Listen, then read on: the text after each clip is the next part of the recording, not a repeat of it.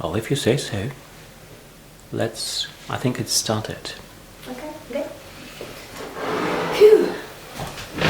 So today we have a very interesting poem, which is called The Mower to the Glowworms, which immediately attracts your attention because worms. Why would someone want to write a poem about worms? Mower. Maybe. Worms. So, let's start the recording. Yes. And it's written not by someone, it's written by someone with a name that is probably Marvell. Yeah, a marvelous poem. So let's read it. The Mower to the Glowworms by Andrew Marvell. Ye living lamps, by whose dear light the nightingale does sit so late, and studying all the summer night her matchless songs does meditate. Ye country comets that portend no war nor prince's funeral, shining unto no higher end than to presage the grasses fall. Ye glowworms, whose officious flame to wandering mowers shows the way, that in the night have lost their aim, after foolish fires do stray. Your courteous lights in vain you waste, since Juliana here is gone, for she my mind have so displaced, I shall never find my home. So that's a very strange love poem. Because what is romantic? Stars are romantic, roses are romantic, birds are romantic. What is the least romantic subject? Worms. And he's talking about worms in a love poem, which is really amazing. So what can we say just by reading once? Marvelous. That's my glowworm thingy. Supposed to be like a sonic screwdriver, but today it's a glowworm driver.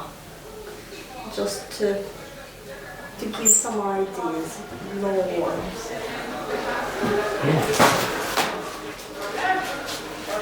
Anyway, use it. So what's the... Так надо было, да. Если закончилось, то принести. Okay, what's the air? Cold air. Cold air. Hello. So do you like worms? Do you like talking about worms? Do you like reading about worms? Why would anyone want to write about worms? That's a good question. Well, obviously, if you see the world as being in harmony, then everything... Yeah. Vinegar. Acid.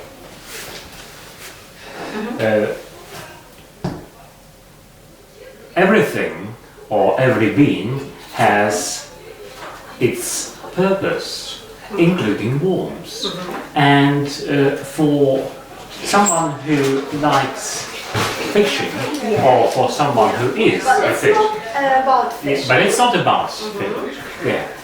Indeed. It's a romantic poem. It's a romantic poem, and I would say that indeed there's lots of romance in the poem. And there's also something mysterious that comes to my mind as I read about glowworms. Something, these lights that smuggle somewhere in complete darkness, so that it is no longer complete, so that it is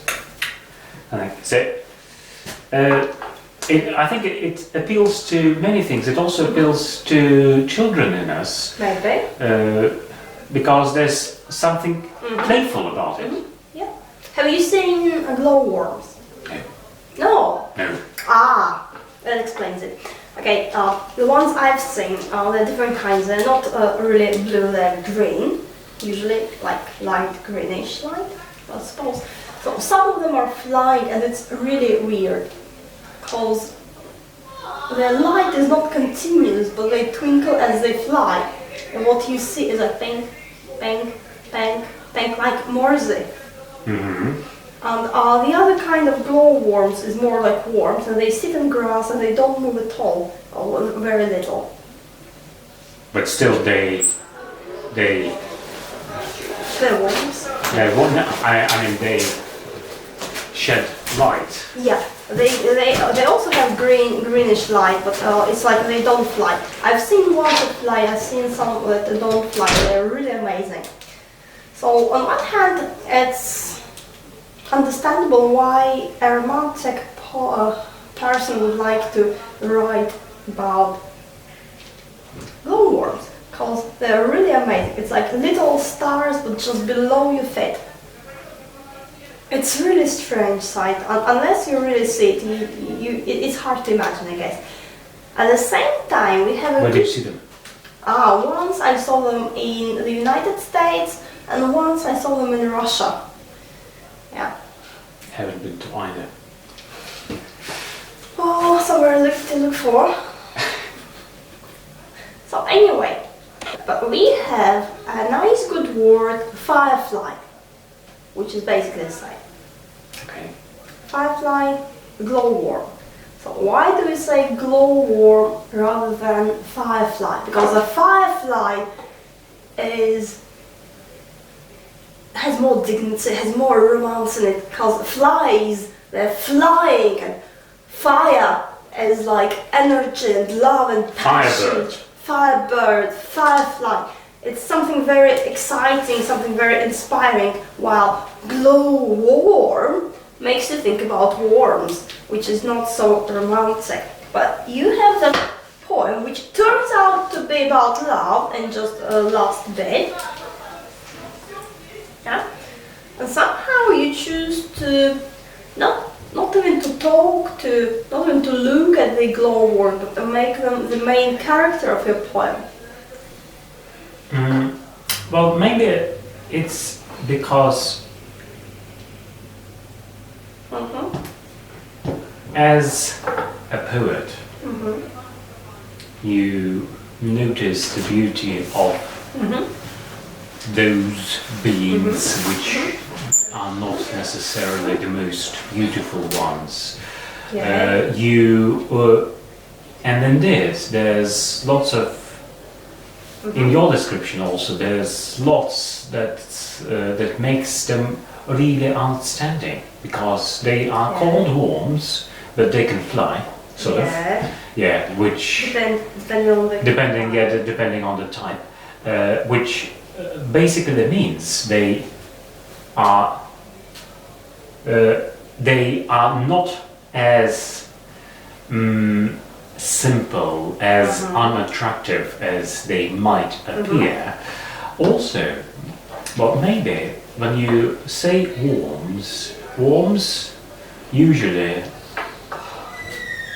are far, they are below, they belong, they connect with earth, dirt, what is called humus in Latin.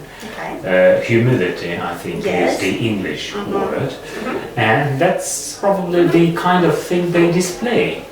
They pretend to be something they are not, while in fact, if you know how to look at them, there's light coming out from the bottom. So anyway, also I guess it's this combination of something like worms, which is awful, which we don't like, and glowing. So combine so it creates sort of a paradox. That's someone who just reads the so heading. Why do we the title. focus on that paradox in this poem, which is about love?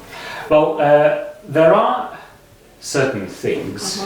Well, there are lots of things which appear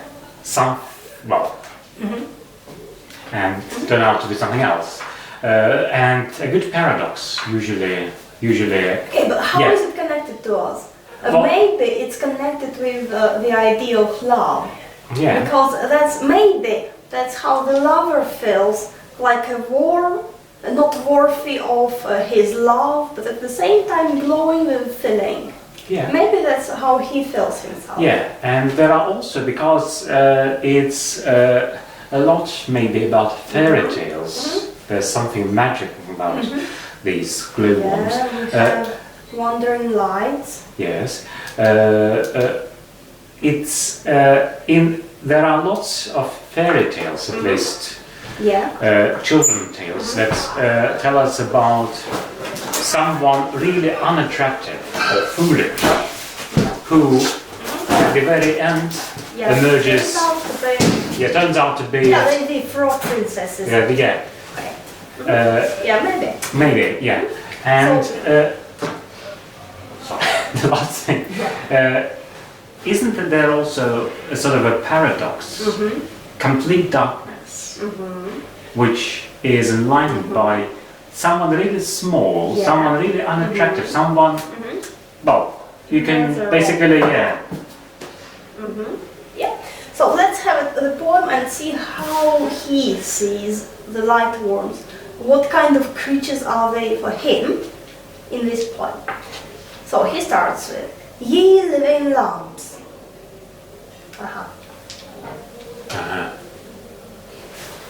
Yeah. Yeah, people who don't close the door.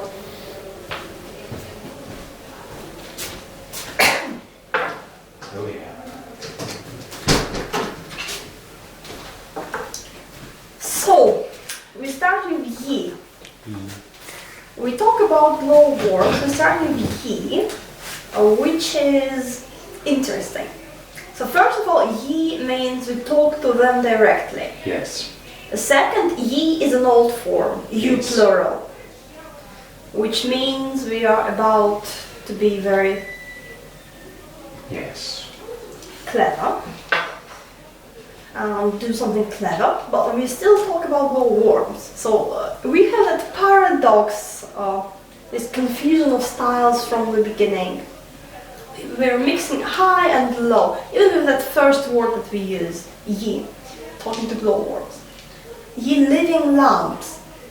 So living lamps, first of all it sounds nice, living lamps. But what happens if you call glowworms living lamps? So you say they are like lamps. If they're like lamps, lamps are man-made. You're living. So we say you're very strange, you're not supposed to be alive, you're like a lamp, but you're alive, you have your own light, how strange. So immediately we place them into the area of something artificial, but at the same time we stress that they are alive. We think about something domestic, because where do we use lamps? In house? Yeah. Not outside, usually. Yeah, living lamps. Then again, a lamp is much bigger than a glowworm. So we look at them very close, so they appear very big to us, like lamps. Maybe lamp sounds a bit like lamb, like a ship. Maybe that too. A slight association by sound, maybe not. Living lamps. So immediately we have light in the poem. Living lamps. Artificial, at the same time living, but light. Yeah, and again, if you say yeah, old style, then a reader is invited not to imagine a lamp like this, he is probably invited to imagine A gas lamp. a gas lamp, maybe, or just something that more or less resembles living light. That changes, that sometimes twinkles, that so there's And something alive. Not as bright as light. this, yes, not as bright as electric light, not as reliable maybe, but also much more interesting. And again, this living lamp, a man-made lamp, not the glowworm, is not only producing some light, it also produces some heat. And it's warm. And again, warmth is probably something that we find. Yeah, and also warm is what comes from living. Yes. Yeah, so if you say living lamps, you have warmth already. Yes. Yeah. By whose dear light? So again we add more light and we say it's dear. Yeah. So we already in the first line have our relation to the glowworms. What is it? We like them. They are dear to us. Dear and alive. We can see that they're Dear not and just some alive, yeah. little something. And again, the word dear also produces probably even more warmth. Yeah. Yeah. And again, very often, lamp light. yeah, Okay. living life, light, something that not only rhymes but also corresponds. There's probably, absence of life is usually associated with darkness, while life is associated with light, Exactly. warmth, and so on. Warmth.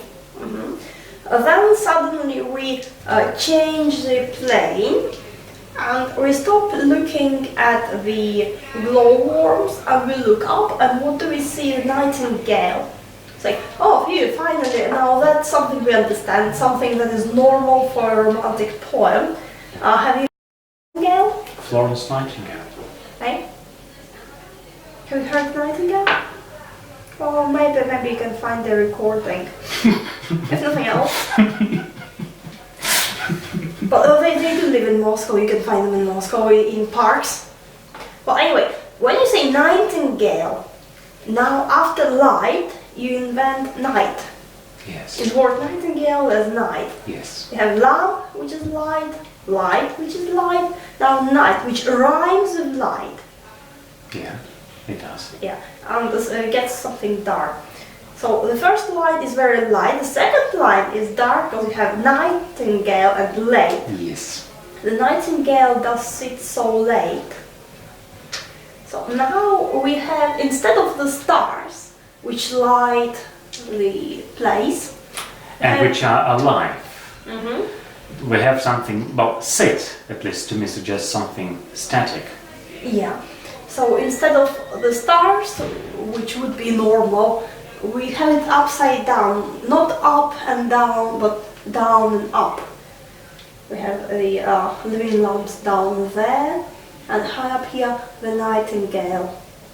So we have those moving, mixing planes of light down there and darkness up here.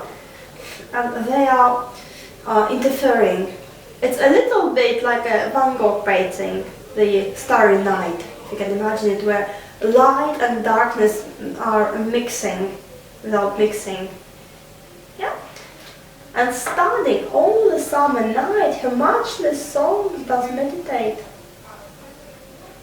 So now we have the strange nightingale, who is lonely, who is a she, and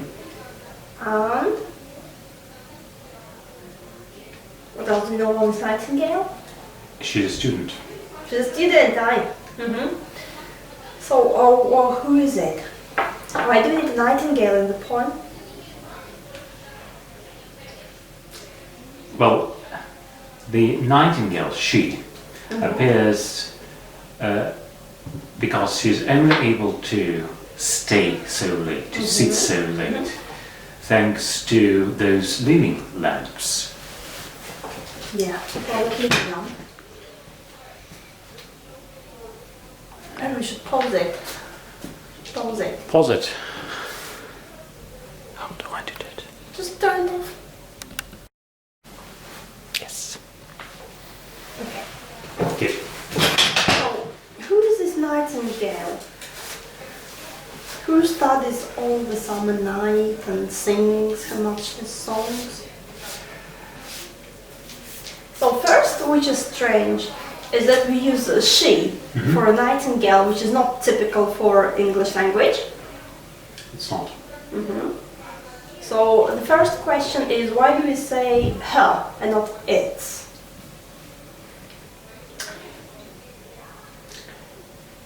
Well, obviously we know much more about her than just a non-looker. And then what we know is it's her, and there's probably for a poet there's much beauty about Nightingale's songs. They are matchless, and this beauty is probably what we want here in the ending part So of would first you stanza. say a nightingale is he or she? Well, I would say here.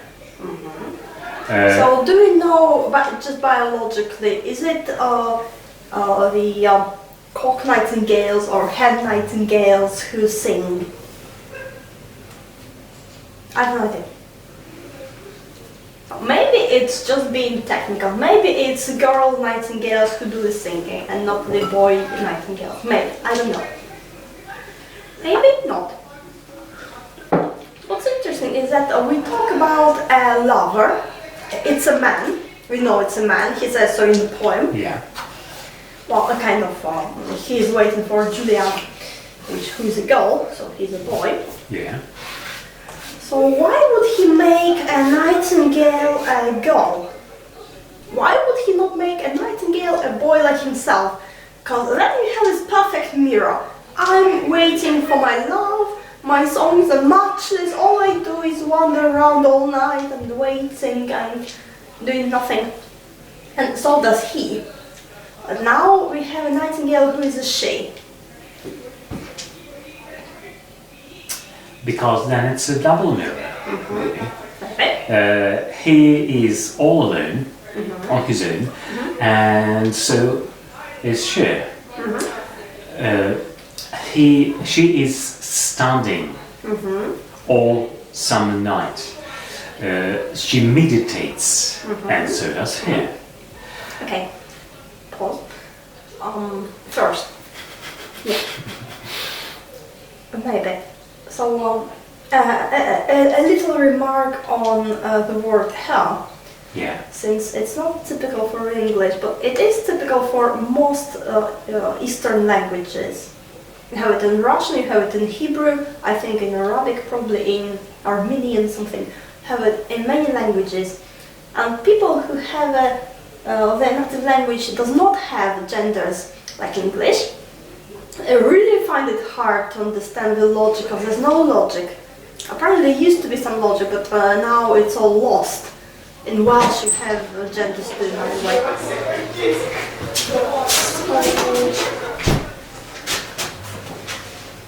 Yeah, but it has been proven that people who have genders in the language, they see the world differently. So if you know that, I don't know, a cup is a he, then you would think of him as of more strong object. If you know that a biscuit is a she, you would think of her as something nice and gentle.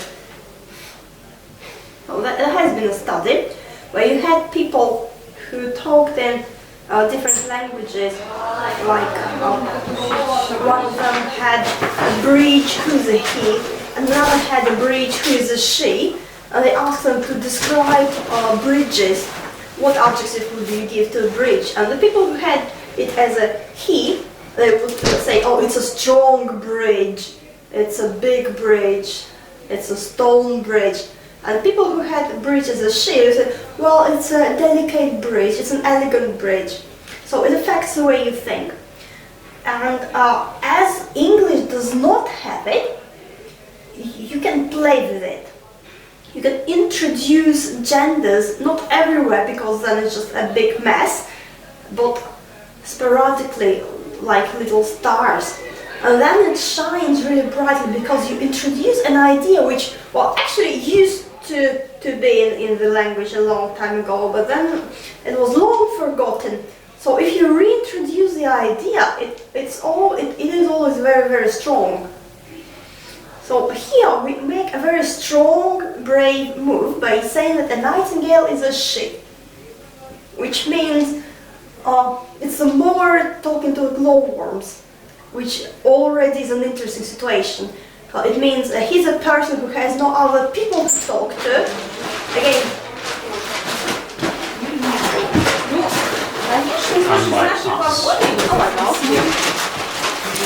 well, he's romantic, he's in nature at night, he's talking to glowworms. Do you know many people who do it? Not many. So, and not only does he talk to glow lights, not just thinking about glow lights, oh, glow lights, glow worms, they're so nice. Well, he talks to them actually. In fact, I've been told that actually is not a good word, I agree. But also he can see that the nightingale is a she. Can you see a nightingale? No. No. Can you see a nightingale in dark? No. No. It's hard to see a nightingale in the daylight, let alone at night, because it's a really small grey bird, which is next to impossible to notice. But not only he knows it's a nightingale by the song, he also knows it's a girl. And maybe that makes it more gentle, more fragile, more lonely, more romantic. So nightingale is a she, which we discover only the last line of that bit. Yet again, as we start reading the poem, we don't know yet it's about love. Nothing here says that it might be about love, till the really, this last bit. But it prepares us for the idea of love, unshared love, singing in the night, loneliness. So sit so late, sitting, not going, waiting. Now starting all the summer night. So interesting, do you often talk about nightingales as of students? What do they study?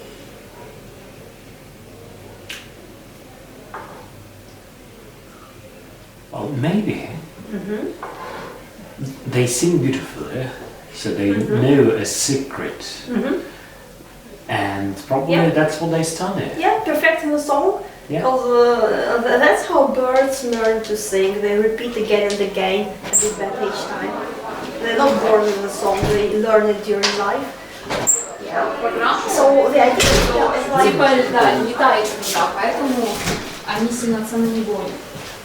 Потому что, знаешь, если лететь туда the idea is like a common idea, common image, a poet as a singing bird. Yeah.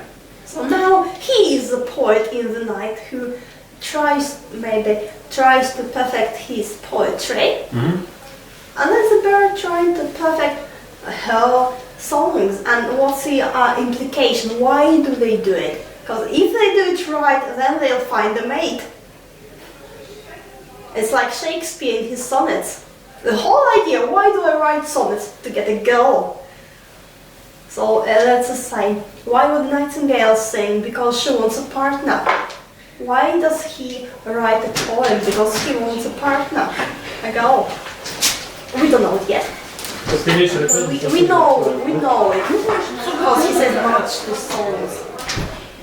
You don't just say matchless songs in a poem.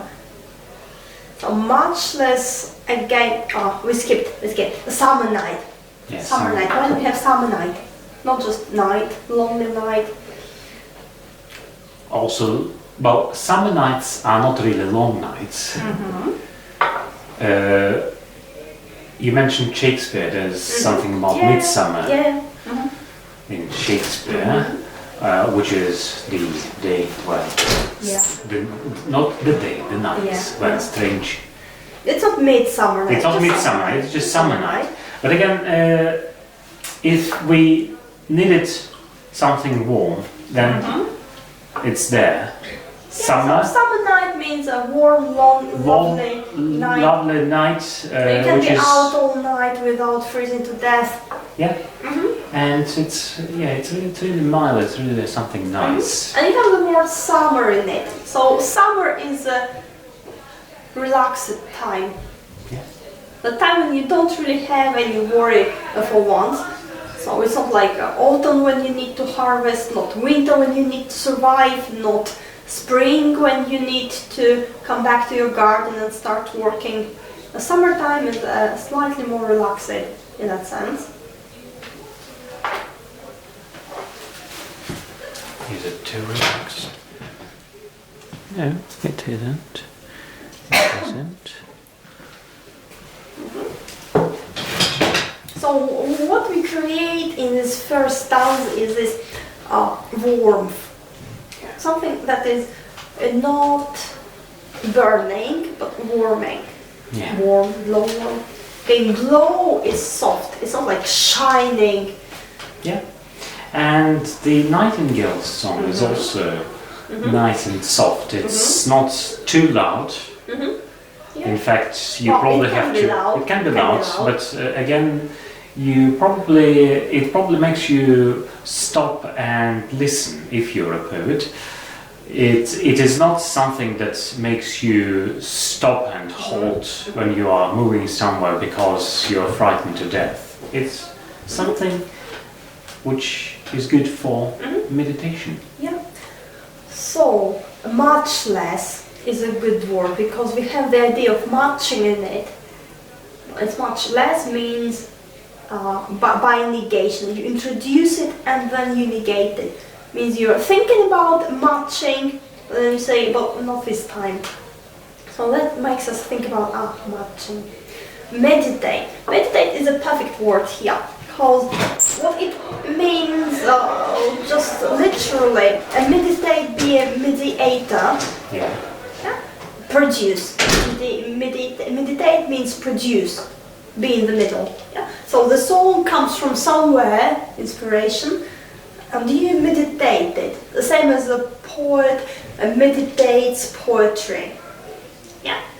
At the same time, we know another meaning which is very popular these days now, which is meditate, think, muse, connect to the spirit, to the higher planes, trying to understand the meaning of life, and be in the middle. So here we are somewhere in the middle by the word meditate, between light and dark, between up and down, yeah? And it's all moving, it's not static. Well, the nightingale sits so late. But as we read it, we have light, darkness, coexisting. Phew, well, that was the first stanza. Matchless. Matchless songs that meditate. Of course, we talk about songs. So imagine a mower, a person who mows grass. What can be his images, his ideas? That's what he's talking about, glowworms, nightingales, and songs. It's kind of, I guess, the idyllic image of shepherds who sing their love songs. I have a mower. So mower isn't usual. Do you know many mowers? So mower is somebody who, by definition, works in nature alone, separate from people. It's a very special position. Talking to glowworms. Okay, so that was the first part. All these stanzas start the same. They say ye and your, which is a variation on ye, really. Ye country comets! So now the glowworms get promoted from just living lamps. Okay, it's a lamp, but it's kind of, you know, living, there's something wrong with it. It could be a lamp. It's living. Now they are compared to country comets. So what do you say about this promotion? Well, obviously comets are much bigger, much more powerful, well, they are very, very, I would say, dynamic. In fact, they are like flashes. What's the first idea, the first adjective you associate with comets as compared to lamps? Lamp and comet. Well, lamp, just light. Comet, a big flash. Yeah. Big. So comets are big. Comets are important. Yes. Yeah, because if you see a comet in the sky, then it probably brings you some good or bad news, some big news. Comets used to be unpredictable, now we know they're predictable, but they're still very strange things. Really strange. Even though now we can calculate their way, they still make a big sensation. They are unusual. Lamps are just something normal, something that we see in every house. Something small, something domestic. Yeah, something we can control. Comets are wild. Big and wild and cosmic. They have really big powers. Now, country comets. So again, we hear it, a living lamp. So it was all very soft. We have country comets. Now we gain power. We hear more power sounds. Country comets. Coming. Comets are something that's coming. So now these little glowworms become comets.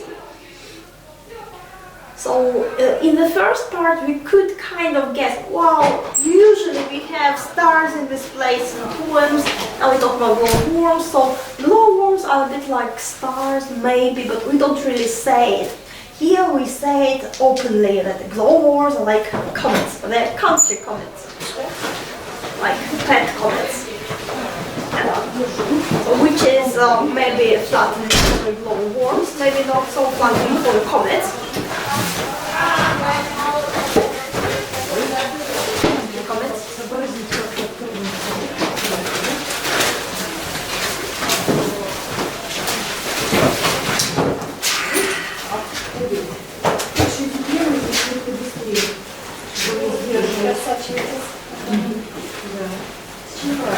Нет, пока ты спокойно спустись. Я потом Right. Okay. So country comets. So we have countryside, and comets. So we bring the sky to the ground. We say, in fact, the stars down here, the stars up there, the stars inside me, that's all one. All one, all one. There's no difference. If you look up at the sky, if you look down below your feet, if you look inside, you see the same image everywhere. We're repeating holographically. Ye country comets. Then again, surely, if you say that glowworms are like stars and comets, not only you mean that what is below is as amazing as the mysterious stars, also you say that the stars up there are a little bit like worms, like glowworms. It always works both ways. Yeah? Or maybe it makes the stars more alive, not just some strange glowing dots, but like little glowworms who are alive, living lamps. Yeah, maybe. Country comets. grow even bigger. That portrayed no war, no princess funeral. Yeah. Well, as you said, when you see a comet, there's some news coming your way. And it might be a big change sometimes, something really terrible, war, death. Not this time. These comets are country comets. Why, of all possible predictions, do we talk about war and princess funeral?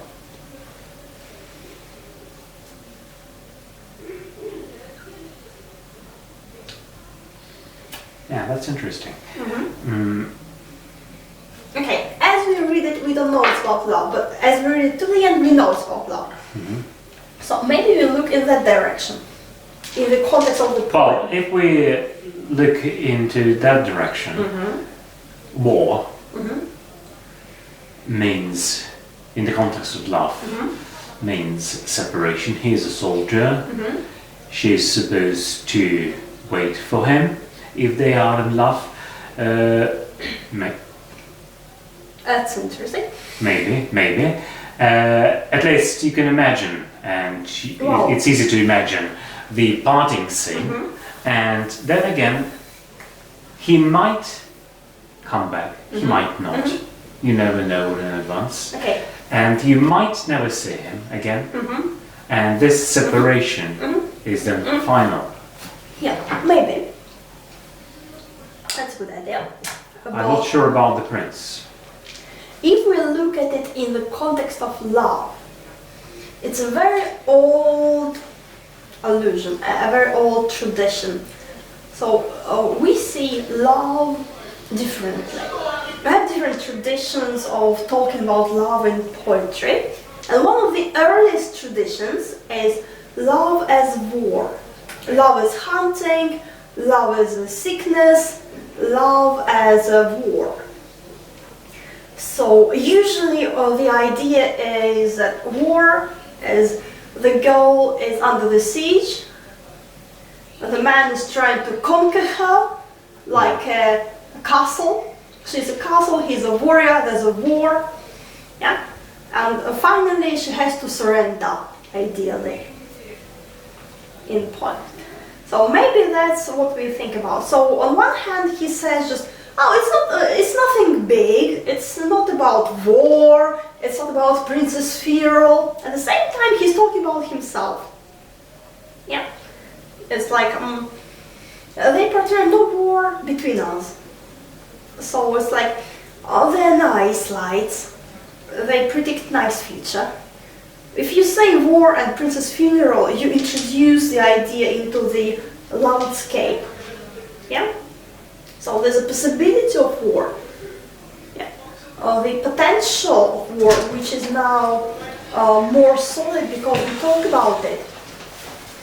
So to talk about war means probably that the girl is not conquered, which is why he can think about war. Because if she's already conquered, then there's no need to even think about war in the first place.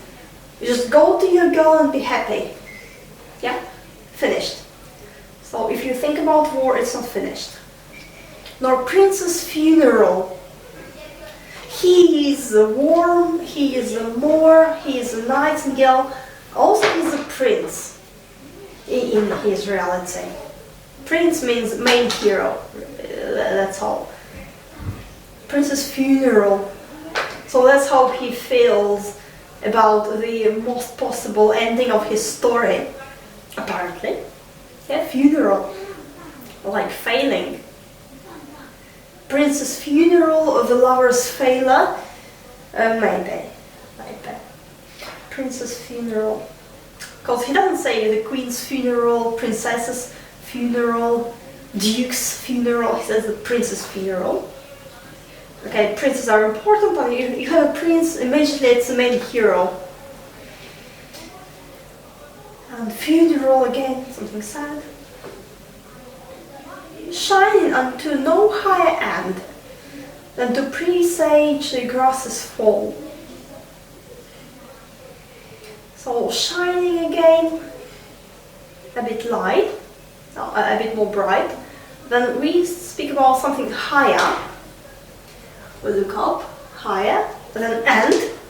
Again, Prince, funeral, high, low, higher, end. We repeat, we keep doing it not visually, but in ideas, in meaning. Because if we think about princes, we look up in the sense of it's something important. If we think about funerals, it's like something sad, something down, higher and up and down. Maybe because his emotions are not very stable and he is very nervous. Maybe. Then to presage the grasses fall.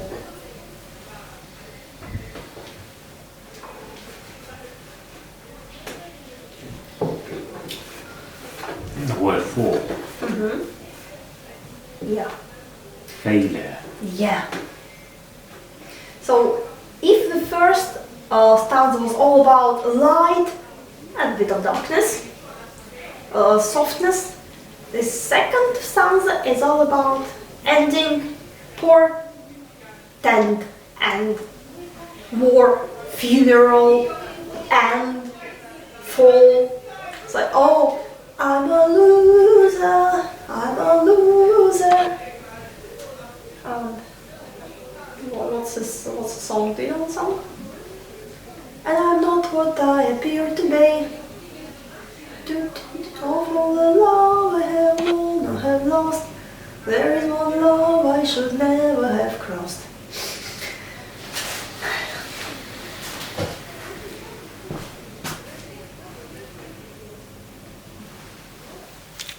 Okay.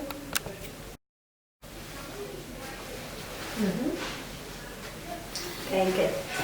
So here we set this softness, soft summer night when everything's possible, all is romantic. You have nights in bed, romantic nights, you have night which is soft night.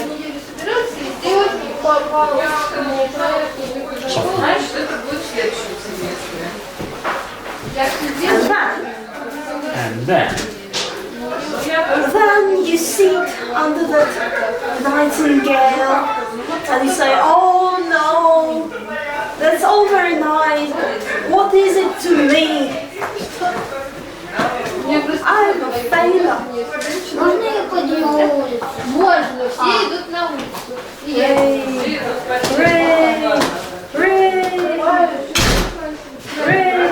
Go away! Hooray! Так, на выход. Вот выход. The end! Запасной. The end! А где? Тише. Пошли отсюда. The prince's funeral, higher and Нам не grasses сюда. fall. По-моему, And then we have the word Тише, presage. на выход. Федя, на выход. Yes. Princess, go away! Go away. Hooray! По-моему, тут читают на выход. Did they say something about English? Ah, okay. A presage. So in that melancholic mood, there's still that sage. Yeah. Something, wisdom, which is still to grow. Presage. The grasses fall. Okay, is it dramatic? Grasses fall.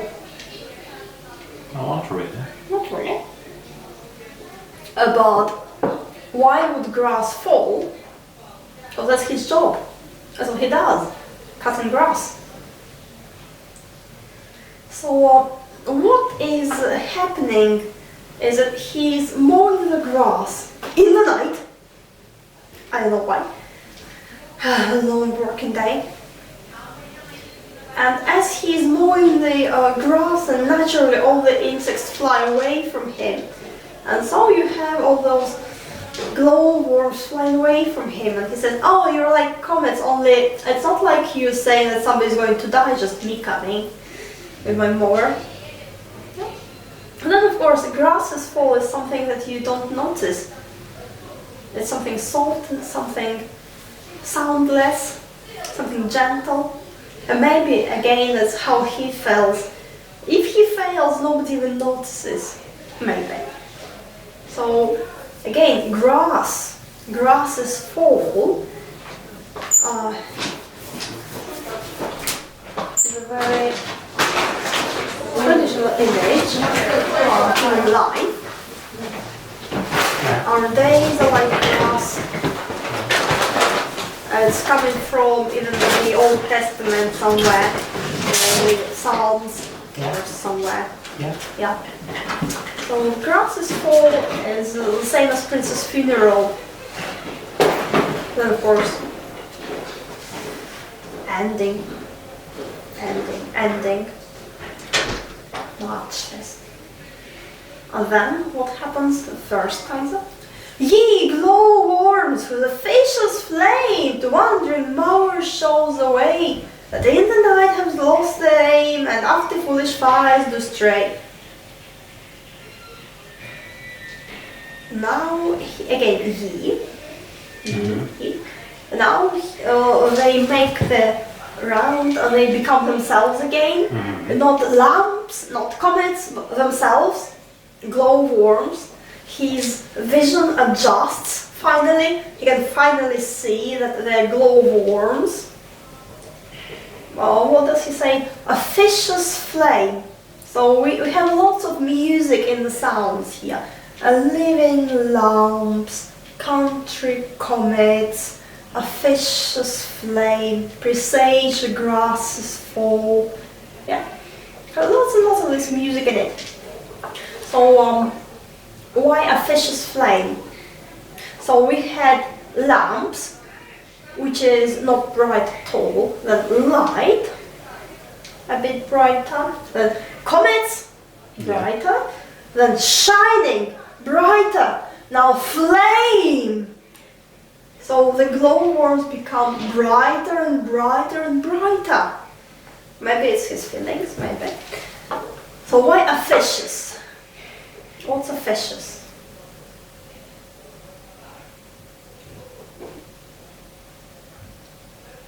Okay, we have official. Yes. That's more understandable.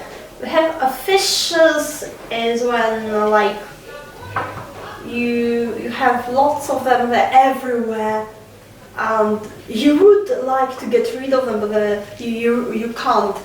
Too many of them, they all come to you, they all want something from you. So officials. Why a fisher's flame? So stop following me, stop mowing the grass, now stop following me. And maybe if the glowworms like his emotion, like, oh, emotions, my love, will go away from me. No, don't get brighter and brighter. I can't run away from you. Go away. Maybe. The wandering mower shows the way. That's beautiful. Just imagine wandering mowers. Beautiful. Oh.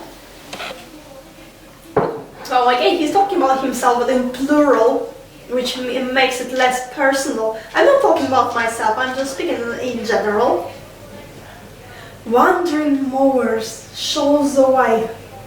So a mower is suddenly a very important person. A wanderer.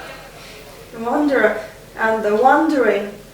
So it's the wandering light, and now it's the wandering mower. Yeah. Shows the way. So they know the way, and he doesn't. At the same time, who are they? So he is classically lost. In the night have lost their aim. So speaking metaphorically, it's all very obvious. The night, as when you don't know what to do, in confusion, have lost their aim, not just their job. What's going on? Yeah. Oh, he has those. What What are these worms? Thoughts, feelings, maybe, ideas. And they're kind of showing him the way. Oh, if you love her, maybe it would be a good idea to bring her some flowers. Now, if you want her to love you, maybe you should have a shower. Oh, if you want her to love you, maybe. After foolish fires do stray, or maybe it's just emotions. Or maybe it's just hopes Hopes, yeah. that shine in the dark and that allow him to continue.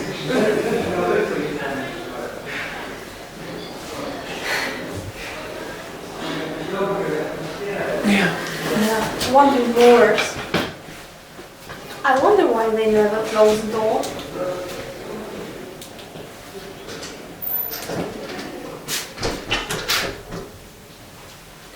So, yeah, maybe it's like foolish hopes. Well, or maybe not foolish. That's foolish here. After foolish fires do stray, yeah, then they are. So flame becomes a fire. So with every line it gets bigger and bigger and bigger.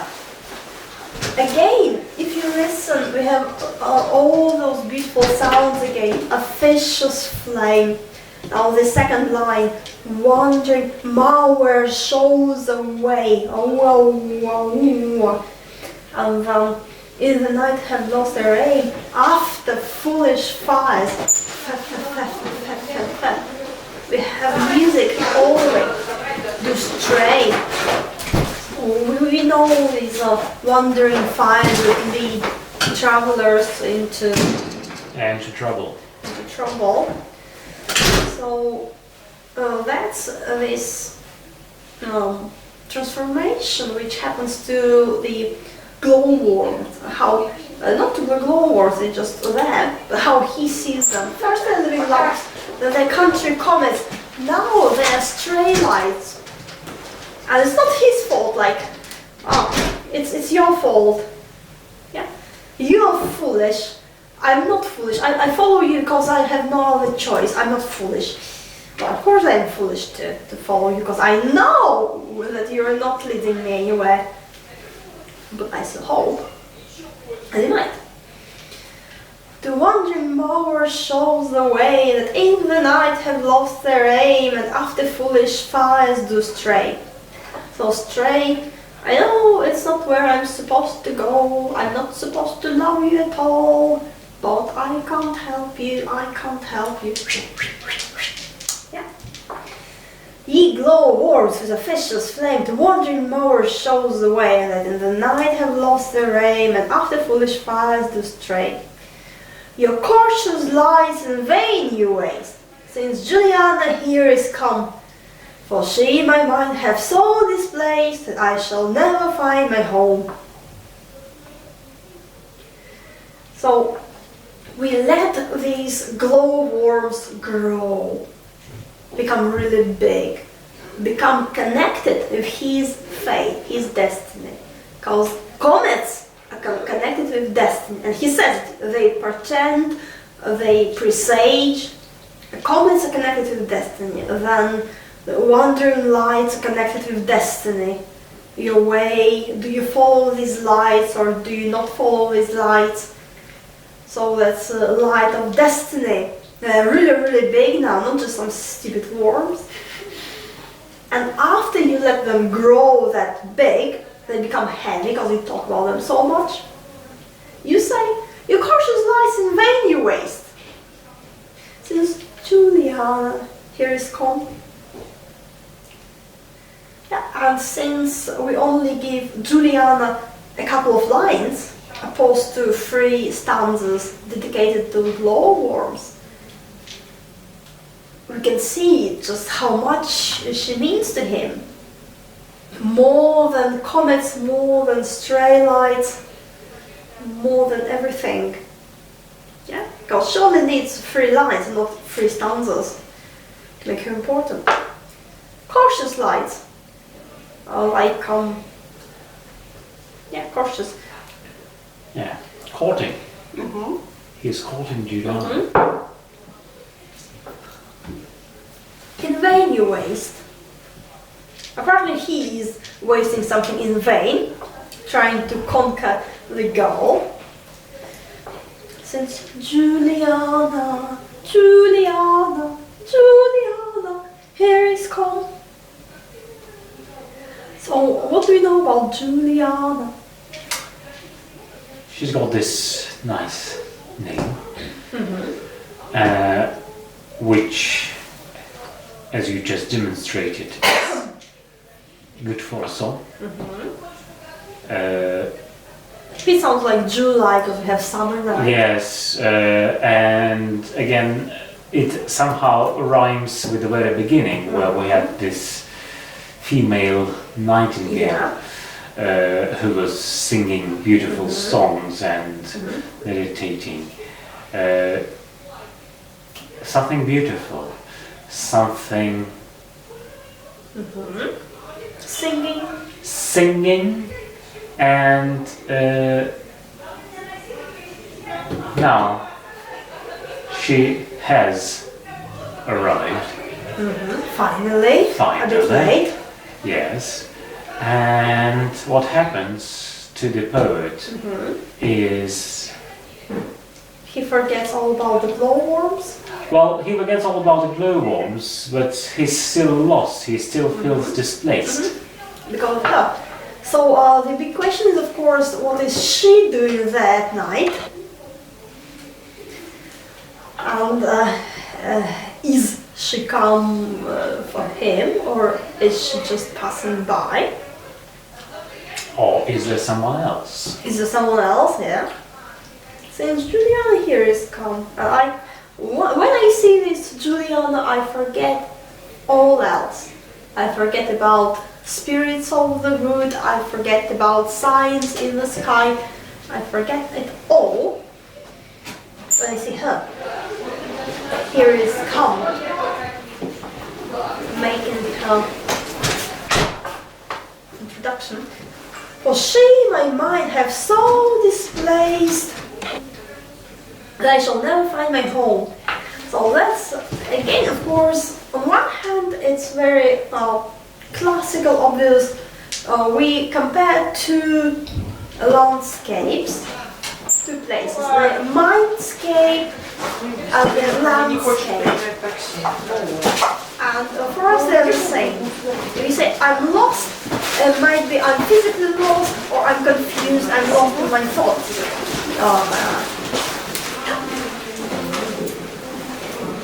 So he is connecting these two ideas. He describes a place which might be a real place or might be somewhere inside him.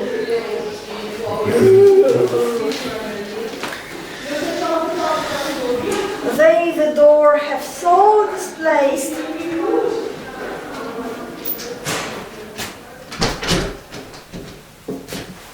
Okay. Then of course you use have instead of has. Again, using this old form. Yeah. Still using the old form. Well, here is she is come is also, I think, old.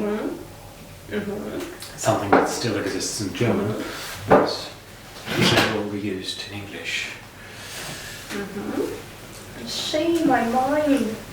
So. And again, maybe again when you say she came, it presupposes a certain action on her part.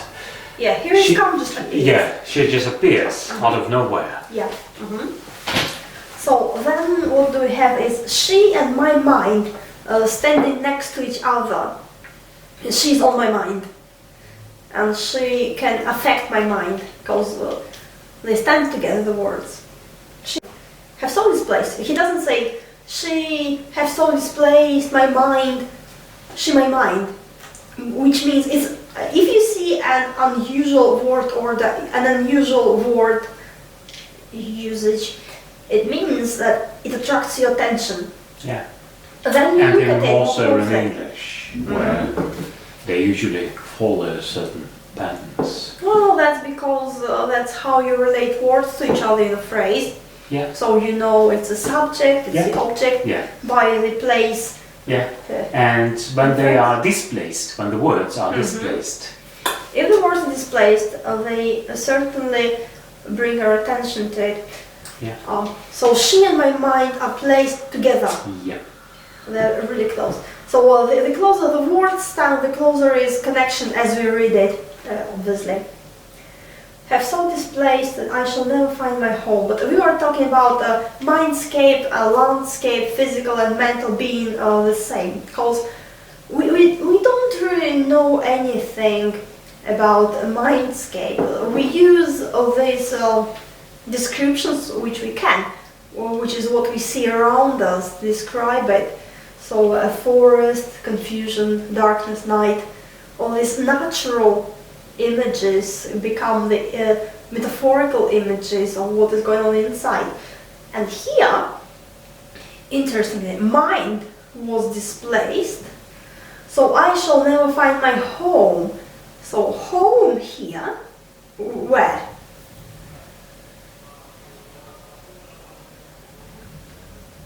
Is the physical home he's talking about? No.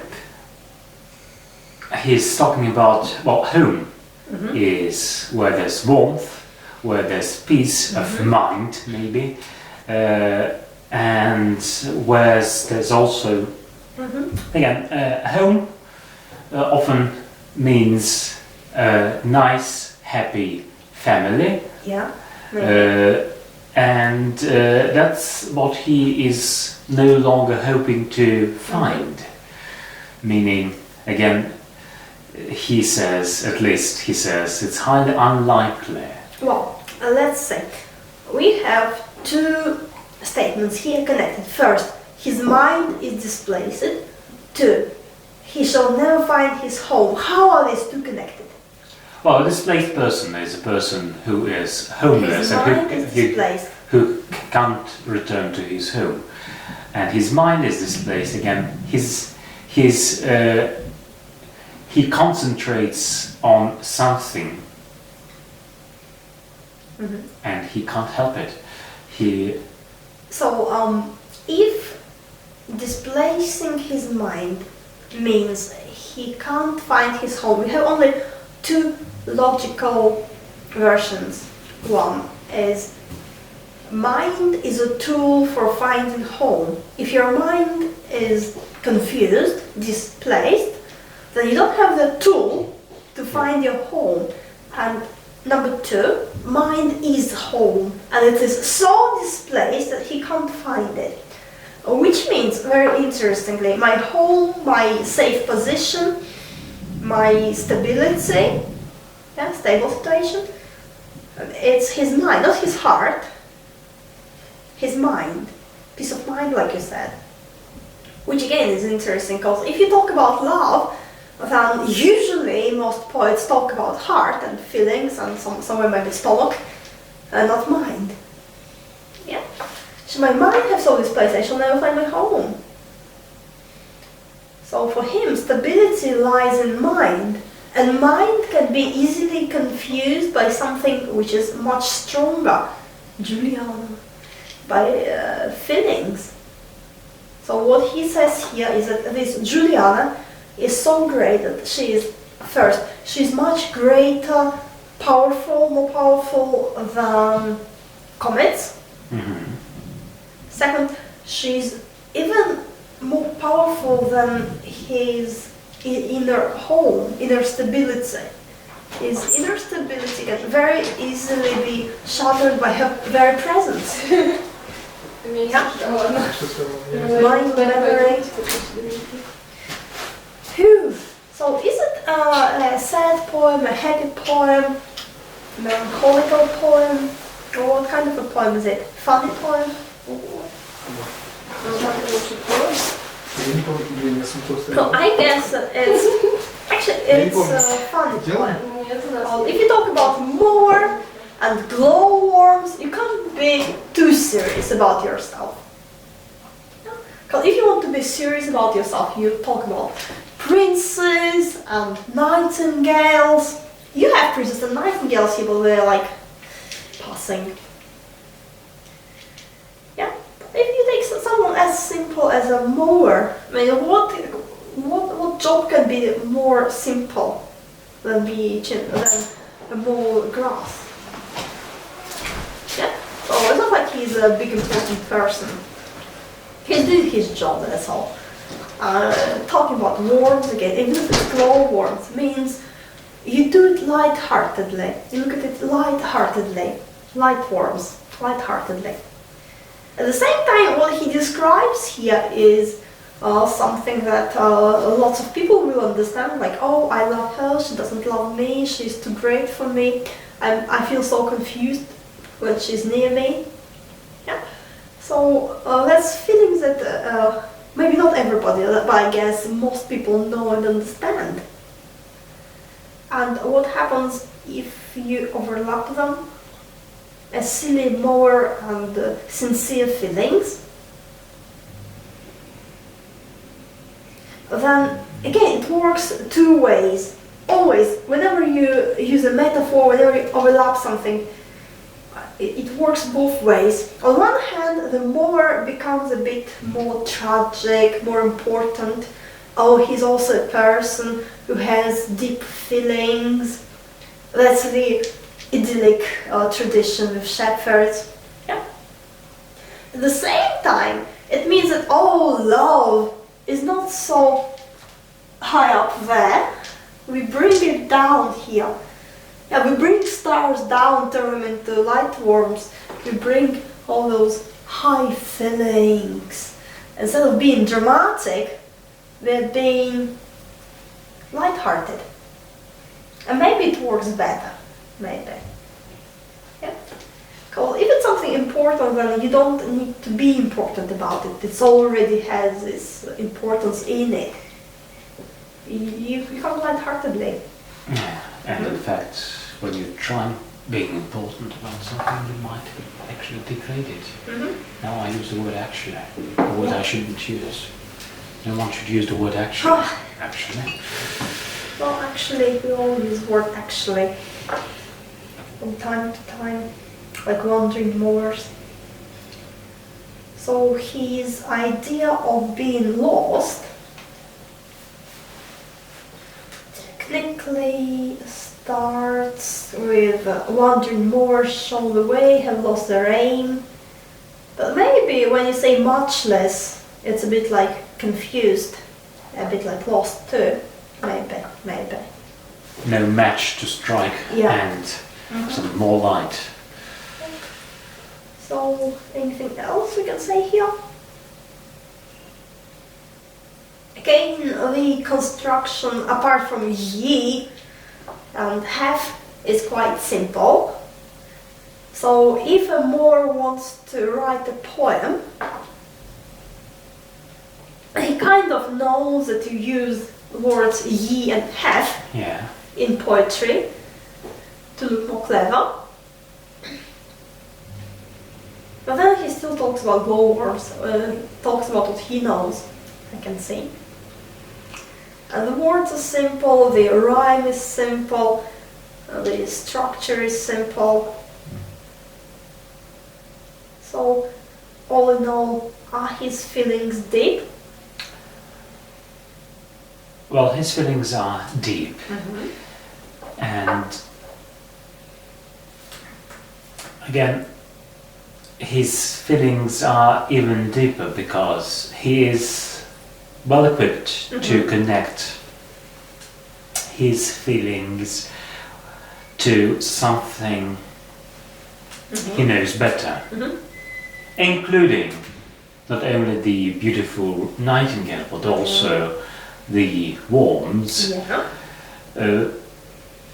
So instead of becoming something that you just mentioned in passing, they transform into something big, eternal, something like that. Yeah, something that is connected to your whole destiny even. Yeah.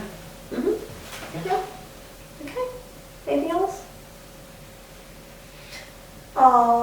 interestingly, the word I appears only in the last line. He appears only in the last line.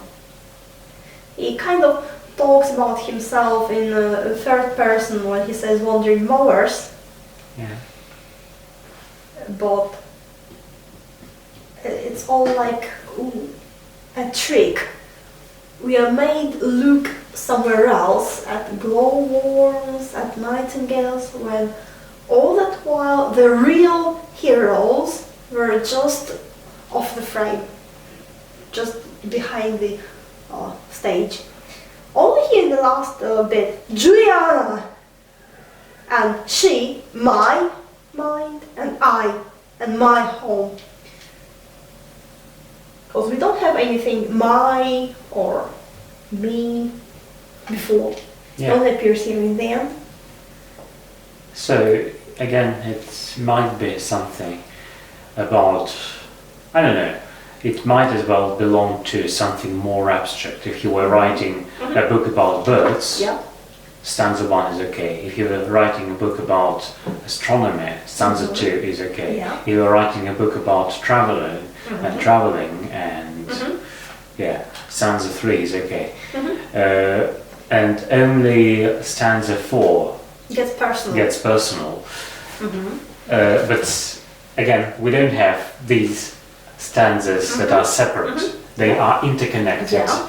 and they sort of leave us in doubt as to what's going to happen. And then Juliana Or is maybe he's trying not to look at Juliana all the time. He's trying to make himself busy looking at the glowworm, the nightingale, but still he thinks about his situation all the time. And then finally he can't keep it inside. He has to say it. He can't keep it back anymore. Oh, Juliana here is come. She might have sold this place. I shall never find my home. Oh, phew,